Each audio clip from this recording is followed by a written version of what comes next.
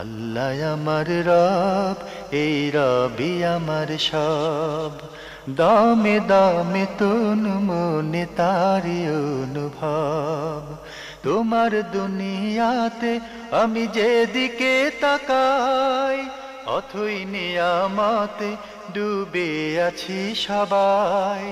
পাক পাখালির গানে শুনি তসবি কলো রব, তসবি কলো রব। আল্লাহ আমার রব, এই রবি আমার সব।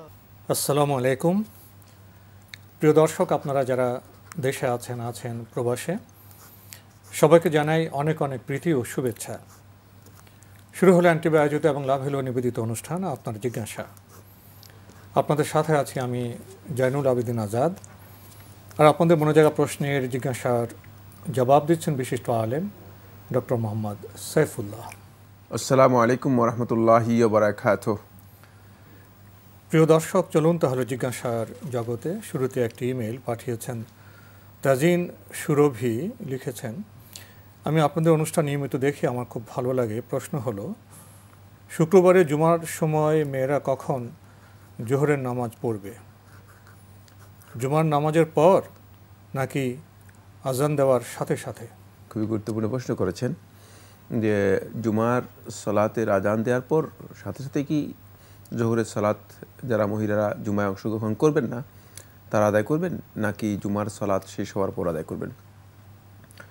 না, জুমার সালাতের আজান দেওয়ার পরপরই জোহরের সালাত আদায় করতে পারবেন।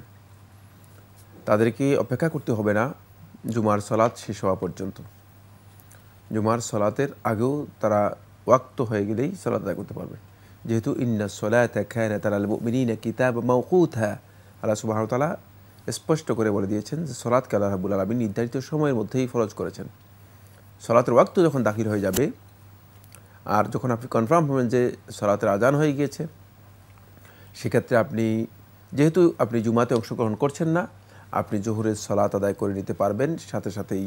আমাদের হাতে একটি চিঠি পাঠিয়েছেন রিমা, মিরপুর, ঢাকা থেকে, লিখেছেন, চমৎকার অনুষ্ঠানের জন্য আপনাদেরকে ধন্যবাদ।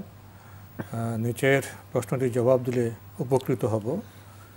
আমার মা মারা গেছেন, আমি প্রতিদিন কালেমা তাইয়্যিবা পড়ি। এভাবে 1,00,000 বার হলে সেটা বক্স দেওয়ার জন্য মুনাজাত করি। এটা কি জায়েজ নাকি বেদাত?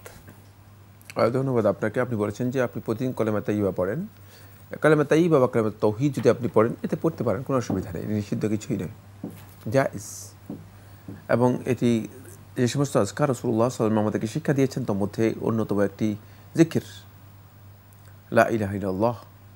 এটি আল্লাহর বান্দাগণ অনেক বেশি পরিমাণে পড়তে পারেন। ফাআকসিরু ফিহিন্না আত-তাহলিলা ওয়াত-তাহমিদা ওয়াত-তাসবিহ। রাসূলুল্লাহ সাল্লাল্লাহু আলাইহি ওয়াসাল্লাম হাদিসের মধ্যে বলেছেন বেশি পরিমাণে তাসবিহ করার বিষয়ে রাসূলুল্লাহ সাল্লাল্লাহু আলাইহি ওয়াসাল্লাম নির্দেশনা রয়েছে। কিন্তু 1,00,000 মানে গণনা করে পড়তে হবে, 1,00,000-এর মধ্যে সীমাবদ্ধ করতে হবে, আর 1,00,000 পড়ার পরে সেটা বকশিয়ে দিতে হবে, এইগুলো রাসূলুল্লাহ সাল্লাল্লাহু আলাইহি ওয়াসাল্লাম হাদিস দ্বারা সাব্যস্ত হয়নি। কোনো ইবাদত, ব্যক্তিগত ইবাদত কেউ যদি করে থাকেন, সেই ইবাদতের বিক্রি করা জায়েজ নেই। সেই ইবাদত বিক্রি করা জায়েজ নেই। যেটা বিক্রি করা জায়েজ নেই সেটি হেবা বা বকশিয়ে দেওয়া জায়েজ নেই। প্রথম মাসআলা হচ্ছে মানে ব্যক্তিগত করে ইবাদত বিক্রি করা জায়েজ নেই। এর সূরতটা কি? সূরতটা হচ্ছে এই, খুব ভালো করে বোঝার জন্য চেষ্টা করুন। সূরতটা হচ্ছে যে আমি 4 রাকাত নামাজ পড়লাম, নফল নামাজ পড়ে একজনকে বললাম যে 4 রাকাত নফল নামাজ তোমার কাছে, তুমি 2,000 টাকা দাও, তোমার কাছে বিক্রি করে দেব। তার কাছ থেকে 2,000 টাকা নিয়ে তার কাছে বিক্রি করলাম, এটি হারাম, জায়েজ নেই। ব্যক্তিগত ইবাদতের ক্ষেত্রে এই ধরনের বৈধতা নেই। ঠিক নফল সালাতের কথা যেমন, ঠিক কোরআন তেলাওয়াতের কথাও তেমন। যে আমি কোরআন তেলাওয়াত করলাম ব্যক্তিগতভাবে আল্লাহর সন্তুষ্টির জন্য, কারণ কোনো ইবাদত আল্লাহর সন্তুষ্টি ছাড়া মানুষের সন্তুষ্টির জন্য করা জায়েজ নেই, অথবা মানুষের জন্যও করা জায়েজ নেই। মানুষের সন্তুষ্টির জন্য, মানুষের জন্যও করা জায়েজ নেই, খেয়াল রাখতে হবে। সেক্ষেত্রে আপনি যদি মনে করেন যে মানে আপনি যে ইবাদতটি করেছেন সেটা মানুষের সন্তুষ্টির জন্য করেছেন, তাহলে কিন্তু আপনার ইবাদতটা শিরক হয়ে যাবে, ইবাদত শিরক হয়ে যাবে, খেয়াল রাখতে হবে। এখন আপনি যদি কোরআন তেলাওয়াত করে থাকেন আল্লাহর সন্তুষ্টির জন্য, আরেকজনকে বললেন যে আমি কোরআন তেলাওয়াত করেছি, আমাকে 500 টাকা দেন, মানে এই কোরআন তেলাওয়াত 500 টাকা বিক্রি করা হারাম, জায়েজ নেই। তাহলে এর দ্বিতীয় সূরত কি? দ্বিতীয় মাসআলাটা হচ্ছে এই মা লা ইয়াজুযু বাইউহু লা ইয়াজুযু হিবাতুহু। এই বিষয়টি ইবনে কুদামা মাকদসি রাহমাতুল্লাহ আলাইহি আল মুগনিতে উল্লেখ করেন। তিনি বলেন সমস্ত উলামায়ে কেরামের ঐক্যমতে এটি সাব্যস্ত হয়েছে, সেটি হলো এই মা লা ইয়াজুযু বাইউহু, যেটা বিক্রি করা জায়েজ নেই, সেটা হেবা করা, দান করা অথবা বকশিয়ে দেয়া, এটা জায়েজ নেই। মানে যেহেতু ইবাদত বিক্রি করা জায়েজ নেই, সুতরাং ইবাদত হেবা করাও জায়েজ নেই। এখন আসি একটি কথা বলবো আপনাদেরকে, সেটা হচ্ছে ইবাদতের মধ্যে আমি কি বিক্রি করছি বা কি বকশিয়ে দিচ্ছি, ও এমন কিছু যেটা আপনার কাছে আছে না আপনার কাছে নেই। সত্যি কথা হচ্ছে আপনি এর মালিকানাই আপনার কাছে নেই। কারণ সওয়াব যদি বলেন সেটাও আপনার মালিকানার মধ্যে নেই, আল্লাহর সন্তুষ্টি যদি বলেন সেটাও আপনার মালিকানার মধ্যে নেই। অথচ রাসূলুল্লাহ সাল্লাল্লাহু আলাইহি ওয়াসাল্লাম সহিহ মুসলিমের হাদিসের মধ্যে স্পষ্ট করে বলেছেন যে রাসূলুল্লাহ সাল্লাল্লাহু নিষেধ করেছেন বাই মা লা ইয়ামলিক, মানুষের মালিকানার মধ্যে যেটা নেই সেটা বিক্রি করা জায়েজ নেই, সেটা হারাম। যেমন এটা হচ্ছে ফিকহুল ইসলামের মধ্যে উলামায়ে কেরাম উল্লেখ করেছেন যে আপনি আকাশ দিয়ে একটা পাখি উড়ে গেছে, আপনি একজনকে বলে যে এই পাখিটা তোমার কাছে বিক্রি করলাম, এটা এই কাজের মতো। যেমন সমুদ্রের মাছ, আপনি বলে যে এই সমুদ্রের মাছ তোমার কাছে বিক্রি করলাম, অথচ আপনি এর মালিকানা আপনার নেই। ঠিক এই ধরনের কাজ ইসলামী শরীয়তের মধ্যে বৈধ হওয়ার জন্য মূলত খেয়াল রাখতে হবে যে ইসলামী শরীয়তের পদ্ধতি রয়েছে। এর বিক্রি যদি বৈধ হয় অবশ্যই দান করা বৈধ হবে, অবশ্যই বকশিয়ে দেওয়া বৈধ হবে, কিন্তু এই ইবাদতগুলো বিক্রি করা অবৈধ নয়। সুতরাং এই ইবাদত বকশিয়ে দেওয়া বৈধ নয়। এই প্রক্রিয়াটি পুরাটাই মূলত একটি বেদাতি প্রক্রিয়া, আর এটা আমাদের সমাজের মধ্যে প্রচলিত আছে। আর এই প্রচলনটা কেন? প্রচলনের কারণ হচ্ছে একটাই, সেটা হলো এখানে মূলত আমরা দেখি মধ্যস্বত্বভোগী একদল লোক রয়েছেন যাদের উদ্দেশ্য হচ্ছে মূলত এর মাধ্যমে কিছু উপার্জন করা বিভিন্ন প্রক্রিয়ায়, মানে কোরআন তেলাওয়াত বকশিয়ে দেওয়ার মাধ্যমে, জিয়ারত বকশিয়ে দেওয়ার মাধ্যমে, সূরাতুল ইখলাস বকশিয়ে দেওয়ার মাধ্যমে, দুরুদ বকশিয়ে দেওয়ার মাধ্যমে ইত্যাদি ইত্যাদি, ফাতিহা বকশিয়ে দেওয়ার মাধ্যমে ইত্যাদি ইত্যাদির মাধ্যমে তারা মূলত তাদের এক উপার্জনের একটা পথ আবিষ্কার করেছে, যেটি নবী সাল্লাল্লাহু আলাইহি ওয়াসাল্লামের সময় ছিল না, সাহাবায়ে কেরামদের সময় ছিল না, তাবিদের সময় ছিল না, এমনকি ইসলামের কোনো যুগেই কোনো আলেমের কাছ থেকে যেটি প্রমাণিত হয়নি। এটি কোনো মাযহাবের আলেমদের বক্তব্যও নয়। সুতরাং মানে এই কাজগুলো এমনভাবে আমাদের মধ্যে এসেছে, এগুলো একেবারেই বেদাত, এবং বেদাতের সাথে এগুলো ইবাদতকে ধ্বংস করে দেবে। কারণ আপনি যখন ইবাদত করবেন আর সেই ইবাদতে যখন আপনার উদ্দেশ্য হয়ে যাবে ইবাদতের মাধ্যমে দুনিয়ার কোনো মানে টার্গেট হাসিল করা অথবা কোনো অর্থ মানে উপার্জন এর সাথে সম্পৃক্ত করা, অথবা মানে এর মাধ্যমে মানে ইবাদতটাকে আপনি বিক্রি করে আপনি নিজের জীবিকা নির্বাহ করা, তখন আপনি ইবাদতের মানে যেই মূল উদ্দেশ্য রয়েছে আল্লাহর সন্তুষ্টি, আখিরাতের নাজাত, এই বিষয়গুলো তখন হারিয়ে যাবে, এই বিষয়গুলো তখন উপেক্ষিত হবে। আর তাই হচ্ছে মূলত বাস্তব যে আমরা দেখা যাচ্ছে যে প্রত্যেকটি কোরআন খতমের কথা বলেন অথবা আদার্স যে সমস্ত খতম আমাদের সমাজে প্রচলিত আছে, তাহলিল খতম ইত্যাদি ইত্যাদি, সবগুলোর মধ্যেই আমরা এটা লক্ষ্য করে আসছি যে এগুলো সবগুলোর মধ্যে মূলত মতলব হচ্ছে, উদ্দেশ্য হচ্ছে শুধুমাত্র মতলব তেরা মাল হয়, মানে মালটাই হচ্ছে এখানে উদ্দেশ্য। ফলে এখানে ইবাদত নিয়ে মূলত এই ধরনের কাজ ইসলামী শরীয়তের মধ্যে বৈধ নয়, কারণ এটি কোনোভাবেই বিক্রি করা অথবা বকশিয়ে দেওয়া অথবা দান করা জায়েজ নেই। এখানে একটি বিষয়, আমাদের বোন তার মায়ের কল্যাণ চান, তিনি কালেমা পড়বেন, জিকির করবেন বা অন্য আবাদত করবেন, এগুলো সওয়াবের কাজ। জি জি, আবাদত করার পর তিনি মায়ের জন্য দোয়া করতে পারেন। সেটা তো প্রথমেই আমরা বললাম, প্রথম কাজ দোয়া করবেন, যে বকশে দেওয়া নয়, উনি কালমা প্রথম জিকির করবেন, সেটা আমরা প্রথমেই বললাম। জি, আবাদত করে মায়ের জন্য দোয়ার এবং কি দোয়ার জন্য এটা পড়াও দরকার নেই, পড়লে ভালো, যে তিনি যদি ইবাদত করেন করতে পারেন, কিন্তু দোয়া যে কোনো সময় করতে পারবেন, যে কোনো সময় মায়ের জন্য দোয়া করতে পারেন। উনি আরো লিখেছেন ইসালে সওয়াবের কি উপায় আছে? ইসালে সওয়াব মানে সওয়াব পৌঁছে দেয়া, সওয়াব পৌঁছে দেওয়ার বিষয়টি নিয়ে আলেমদের মধ্যে দ্বিমত রয়েছে, দীর্ঘ বক্তব্য রয়েছে।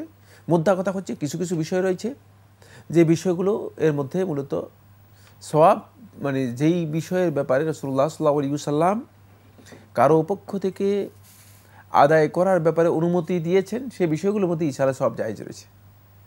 মানে যেই সমস্ত ক্ষেত্রে মানে অন্যের পক্ষ থেকে কোনো কাজ করার বিধান দেওয়া রয়েছে সেগুলোর ক্ষেত্রে ইসালে সওয়াব রয়েছে।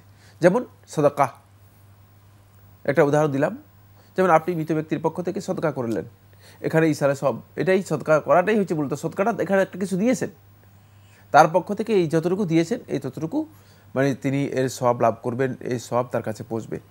এই সবটা কি আপনি পৌঁছাবেন? ইসালে সব যদি মনে করা হয় যে আমি এর মাধ্যমে সব দিচ্ছি, তাহলে কিন্তু ভুল।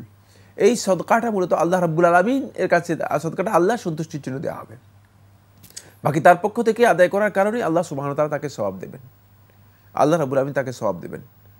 যেই সমস্ত ক্ষেত্রে অনুমোদন রয়েছে ইসলামী শরীয়তের মধ্যে সেই সমস্ত ক্ষেত্রে মূলত এটি জায়েজ, আর যেই সমস্ত ক্ষেত্রে অনুমোদন নেই, যেমন ব্যক্তিগত ইবাদতের ক্ষেত্রে মূলত ইসালে সওয়াবের মাসআলাটি আসবে না, ইসালে সওয়াবও জায়েজ নেই। আমাদের হাতে একটি চিঠি পাঠিয়েছেন আসমা বেগম, শিকাগো ইউএসএ থেকে। আগের চিঠি আপনার আরও একটি প্রশ্ন রয়ে গেছে। আপনি লিখেছেন, মসজিদে মেয়েদের ইতিকাফের কোনো ব্যবস্থা না থাকায় অথবা বাসা ফেলে মসজিদে গিয়ে ইতিকাফে বসার পরিস্থিতি না থাকায় কোনো মেয়ে যদি বাসার কোনো নিরিবিলি ঘরে ইতিকাফে বসে তবে তার ইতিকাফ হবে কি? আর ইতিকাফে বসে যদি কথা না বলে সংসারে বিশেষ প্রয়োজনীয় কিছু কাজ করে থাকে তাহলে ইতিকাফের কোনো ক্ষতি হবে কি? জরুরি কথা যদি বলতে হয় তা বলা যাবে কি? কোরআন ও হাদিসের আলোকে উত্তর দিয়ে উপকৃত করবেন। ধন্যবাদ আপনাকে, আপনি প্রশ্ন করেছেন যে প্রথম মাসআলা হচ্ছে এতেকাফের বিষয়ে। নারীদের এতেকাফ মসজিদেই হবে, মসজিদে ব্যবস্থা না থাকলে তারা এতেকাফ করবে না। কোনো ইবাদতের যদি মানে প্রেক্ষাপট বা আবহাওয়া না থাকে, পরিবেশ না থাকে, তাহলে সেই ইবাদত, নফল ইবাদতের জন্য মানে নিজে কোনো পদ্ধতি আবিষ্কার করার কোনো বৈধতা নেই। সুতরাং মানে তিনি ঘরে ইবাদত করার মানে এতেকাফ করার কোনো প্রয়োজন নেই। মানে এই মাসআলার মধ্যে আলেমদের দ্বিমত থাকলেও বিশুদ্ধ বক্তব্য হচ্ছে, যেহেতু আল্লাহ রাব্বুল আলামিন একেবারে কোরআনের মধ্যে স্পষ্ট করে দিয়েছেন, ওয়া আনতুম আকিফুনা ফিল মাসাজিদ, তোমরা মসজিদের মধ্যে ইতিকাফ করবে, ফিল মাসাজিদ নির্দিষ্ট করে দিয়েছেন। সুতরাং রাসূলুল্লাহ সাল্লাল্লাহু আলাইহি ওয়াসাল্লাম সুন্নাহ দ্বারা সাব্যস্ত হয়েছে। রাসূলুল্লাহ সাল্লাল্লাহু আলাইহি ওয়াসাল্লাম ইন্তেকালের পরে সাহাবায়ে কেরাম, বিশেষ করে রাসূলুল্লাহ সাল্লাল্লাহু আলাইহি ওয়াসাল্লাম স্ত্রীদের সুন্নাহ আমল দ্বারা সাব্যস্ত হয়েছে, মানে আমলি মানে কাজের মাধ্যমে এটি সাব্যস্ত হয়েছে যে তারা মসজিদের মধ্যে ইতিকাফ করেছেন। তো রাসূলুল্লাহ সাল্লাল্লাহু আলাইহি ওয়াসাল্লাম স্ত্রীগণ তারা তো মূলত ঘরেই ইতিকাফ করতে পারতেন, আল্লাহ নবী সাল্লাল্লাহু আলাইহি ওয়াসাল্লাম মসজিদের একবারে কাছে, কিন্তু তারপরে তারা মসজিদে ইতিকাফ করেছেন। এখান থেকে বোঝা যায় মূলত ইতিকাফের বিষয়টি ওলামায়ে কেরামের বিশুদ্ধ বক্তব্য হচ্ছে যেটা, সেটা হলো মসজিদের মধ্যে ইতিকাফ করবে, ঘরের মধ্যে ইতিকাফ করবে না। তবে আমি এটা উল্লেখ করেছি এর মধ্যে আলেমদের ভিন্ন মত রয়েছে। দ্বিতীয় নম্বর যে বিষয়টি সেটি হচ্ছে এই যে আপনি বলেছেন যে ইতিকাফ করা অবস্থায় ঘরের বিভিন্ন কাজ করা যাবে কিনা। তো ঘরের কাজ যদি আপনি করেন ইতিকাফ করা অবস্থায়, তাহলে তো আপনি ঘরে থাকলে আপনার জন্য ভালো না। ইতিকাফের মানে ইতিকাফরত অবস্থায় ব্যক্তিগত যে হাওয়া এই যেগুলো রয়েছে, যেগুলো আপনার মানে প্রাকৃতিক কারণে প্রয়োজন, সেগুলো আপনি পূরণ করতে পারবেন। যেমন খাবারের প্রয়োজন, পানির প্রয়োজন, টয়লেটের প্রয়োজন, সেগুলো আপনি সারতে পারবেন। কিন্তু ঘরের বিভিন্ন কাজ করবেন ইতিকাফ করা অবস্থায়, তাহলে তো আপনি মানে ইতিকাফও করলেন, ঘরও সামাল দিলেন, মানে একসাথে দুই কাজ হয় না। যদিও ইতিকাফের উদ্দেশ্য হচ্ছে মূলত হাবসুন নাফসি ফিল মসজিদ মারদাতান লিল্লাহি সুবহানাহু ওয়া তাআলা, আল্লাহ রাব্বুল আলামিনের সন্তুষ্টির জন্য মূলত মসজিদের মধ্যে নিজেকে আবদ্ধ করে নেওয়া। এখানে আল্লাহর সন্তুষ্টিকে মূল অবজেক্ট করা হয়েছে, মূল বিষয় করা হয়েছে। সুতরাং আল্লাহর সন্তুষ্টি যদি না থাকে মানে এবং আপনি যদি দুইটাকেই তিনটাকেই সামাল দিতে চেষ্টা করেন, তাহলে কিন্তু আপনি ইতিকাফ করতে পারবেন না। এই জন্য আপনি পারিবারিক কাজ এখানে এর মধ্যে করবেন, তাহলে আপনার ইতিকাফ হবে না। ইতিকাফের যে ফজিলত রয়েছে সেই ফজিলত আপনি লাভ করতে পারবেন না। আমরা জানলাম, প্রিয় দর্শক, আমাদের হাতে আরও একটি চিঠি পাঠানো হয়েছে ব্রিটিশ ইন্টারন্যাশনাল স্কুল দুনিয়া, ঢাকা থেকে। আপনার চিঠিটি একটু বড়ই। মূল কথা হলো, আপনি এনটিভিতে প্রচারিত এক শব্দে কোরআন শিক্ষার যে আসরটি সে প্রসঙ্গে কথা বলেছেন। আপনি অনুষ্ঠানটি গুরুত্ব উপলব্ধি করেছেন, কিন্তু আপনার বক্তব্য হলো এটা ভোরে 5:15টার দিকে প্রচারিত হয়। কিছু দিনী পরিবার ছাড়া অন্যরা সে সময় ঘুমিয়ে থাকে। আপনার প্রস্তাব হলো এটা দুপুরে বা বিকেলে যদি সম্প্রচার করা হয় তাহলে ভালো হয়। আপনার চিন্তা ভালো। তো এনটিভির এটি ইসলামী অনুষ্ঠান বিভাগেরই একটি অনুষ্ঠান, এনটিভির একটা দৃষ্টিভঙ্গি আছে। আমরা তো চাই যে শিশুরা বড়রা ভোরে উঠবে। যদি আপনার এই প্রস্তাবটি মেনে নিই তাহলে তো আমি এটা মেনে নেব যে আমরা ভোরে উঠবো না, যখন দুপুরে উঠবে তখন অনুষ্ঠান হবে। আমরা তো সঠিক সময়ে সঠিক কাজটি চাই। আমাদের দিনের শুরুতে হওয়া উচিত কোরআন শেখা, কোরআন তেলাওয়াত, কোরআন শেখার মাধ্যমে। এনটিভি বোধহয় সঠিক কাজটি করছে এবং এনটিভি চায় তাদের শুরুটা যেন কোরআন চর্চার মাধ্যমে হয়, এই দৃষ্টিভঙ্গিতে। আর দ্বিতীয় ব্যবস্থাপনাগত সমস্যা হলো যে আমরা একটা অনুষ্ঠান যদি আমরা পরিবর্তন করতে চাই সময়সূচিতে, অনেক কিছু পরিবর্তন করতে হয়।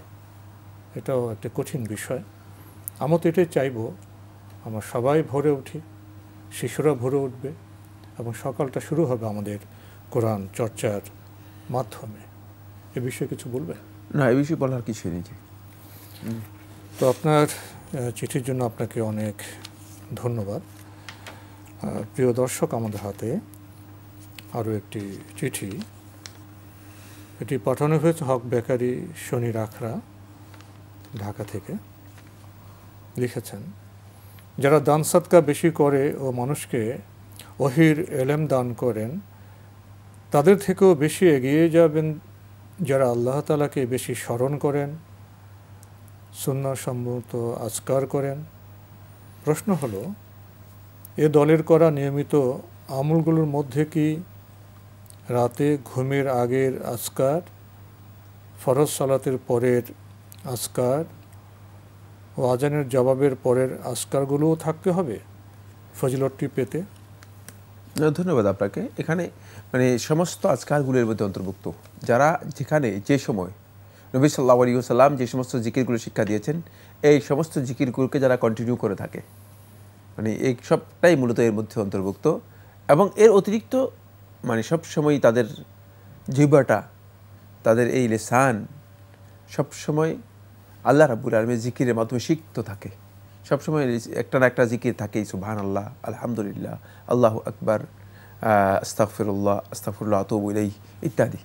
মানে সুবহানাল্লাহি ওয়া বিহামদিহি সুবহানাল্লাহিল আযীম ইত্যাদি জিকিরের মাধ্যমে সবসময় সিক্ত থাকে, সবসময় জিকিরের মাধ্যমে এটি সঞ্চালিত থাকে। এটাই হচ্ছে মূলত এখানে মূল উদ্দেশ্য।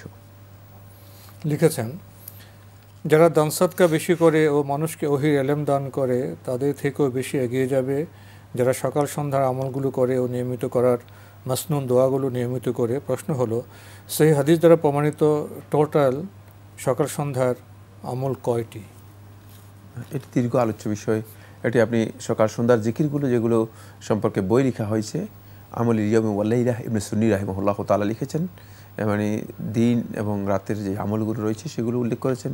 কিতাবুল আজকার ইমাম নবী রহমতুল্লাহ লিখেছেন, কিতাবুদ দাওয়াতুল কবির ইমাম বাইহাকি রহমতুল্লাহ লিখেছেন। তারপরে হিসনুল মুসলিম একটি কিতাব আছে, শেখ সাঈদ ইবনে ওয়াহাব আল কাহতানি রাহিমাহুল্লাহ তাআলা তিনি লিখেছেন। এছাড়াও আরও অনেক সহিহ বই বাংলা ভাষায় পাওয়া যায়, যেগুলো মানে থেকে আপনি উপকৃত হতে পারেন। রাসূলুল্লাহ সাল্লাল্লাহু আলাইহি ওয়াসাল্লাম সকাল সন্ধ্যার জিকিরগুলো সেখানে সন্নিবেশিত করা হয়েছে, একত্রিত করা হয়েছে, সেগুলো থেকে এটা শিখতে হবে। এটি অনেক দীর্ঘ একটি আলোচ্য বিষয়। তো আজকে আমাদের এখানে শেষ করতে হচ্ছে। আপনাকে অনেক ধন্যবাদ। আপনাকে অনেক ধন্যবাদ। প্রিয় দর্শক, আমরা এতক্ষণ দেখছিলাম এনটিভি আয়োজিত এবং লাভ হলো নিবেদিত অনুষ্ঠান আপনার জিজ্ঞাসা। আমাদের অনুষ্ঠান আপনারা এনটিভি অনলাইনেও দেখতে পারবেন। ভিজিট করুন www.ntvbd.com। এছাড়া ইউটিউবে এবং আমাদের ভেরিফাইড ফেসবুক পেজে অনুষ্ঠান দেখতে পারবেন। শেষে এসে আমরা আজকার সংক্রান্ত কিছু প্রশ্ন পেয়েছি। আমরা মাঝে মাঝে লক্ষ্য করে থাকি যে প্রশ্নোত্তরের মাধ্যমে কী কী প্রশ্ন করা উচিত সে বিষয়ে আমরা তেমন সচেতন থাকি না, সতর্কও থাকি না। এমনও প্রশ্ন করা হয় যে প্রশ্নের জবাব দিতে গেলে আমাদের পুরো অনুষ্ঠানের সময় শেষ হয়ে যাবে। আসুন প্রশ্ন আমরা সুনির্দিষ্ট করি এবং কোন প্রশ্ন করা উত্তম সে বিষয়ে আমরা একটু সচেতন থাকি। চিঠি লিখুন, প্রশ্ন পাঠান আমাদের ঠিকানায়। পরিচালক আপনার জিজ্ঞাসা, এনটিভি, বিএসসি ভবন, 7ম তলা, 102 কাজী নজরুল ইসলাম এভিনিউ, কারওয়ান বাজার, ঢাকা 1215। আপনারা ইমেলও করতে পারেন। আমাদের ইমেল অ্যাড্রেস আপনার জিজ্ঞাসা @ntvbd.com। প্রিয় দর্শক, মহান আল্লাহ আমাদের সবাইকে নিরাপদে রাখুন, রাখুন শান্তিতে। আসসালামু আলাইকুম। আল্লাহ আমার রব, এই রবি আমার সব, দামে দামে তুন মনে তারি অনুভব। আল্লাহ আমার রব, এই রবি আমার সব।